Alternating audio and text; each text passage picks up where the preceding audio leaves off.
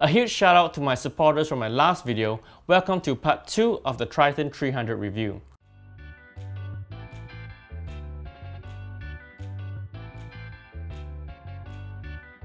I was informed by many of you that this machine heats up pretty quick, while some are facing power throttling issues with it.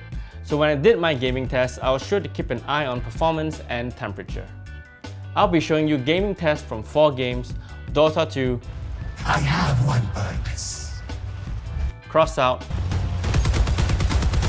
Minecraft, and GTA 5.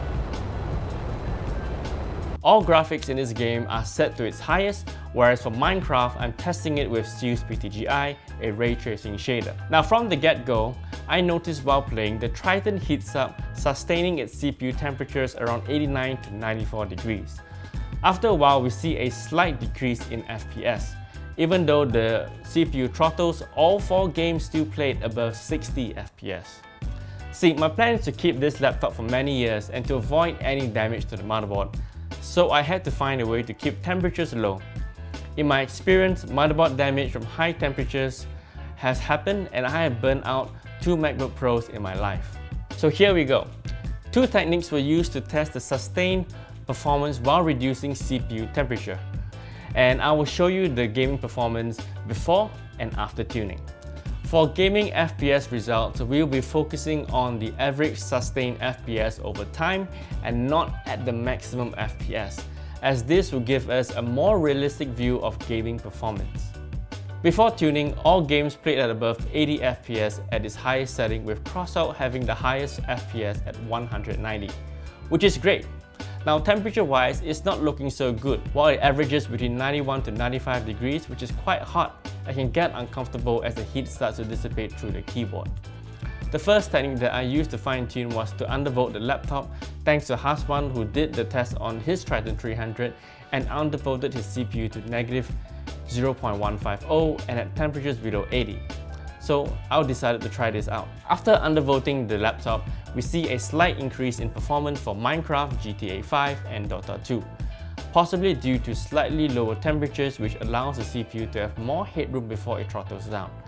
Temperature-wise, it saw a drop around 2 degrees, with exception to Crossout, which saw a drop around 5 degrees Celsius. But it was still too hot for my liking.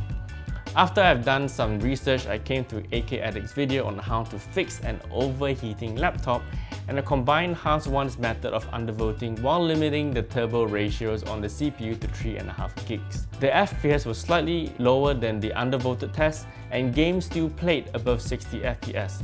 But the awesome thing about this configuration is that temperatures dropped nearly 10 degrees Celsius, and in games like Dota and Minecraft, the temperatures never got higher than 82 degrees Celsius. So this was my sweet spot for the fine-tuning of my Triton 300. So the big question is, should you use the turbo fan? I find that when I use the fans when the CPU temperatures were above 90 degrees, temperatures sustained around the 90s with a few dips towards 89. But when you turn on turbo fan after tuning while temps are below 85, temperatures could fall up to 10 degrees less. And I know I have not covered this, but in terms of the GPU temperatures ran up to 79 degrees Celsius before tuning, and after tuning, most games ran below 70 degrees Celsius.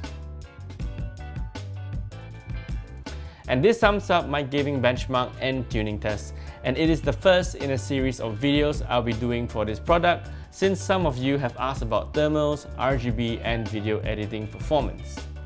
So if you liked the video, do give me a thumbs up and subscribe, as this will help the channel to grow. If you are interested in a video on how I fine-tune my machine, do let me know in the comments section below and I will cover it in the next video. I'll see you guys.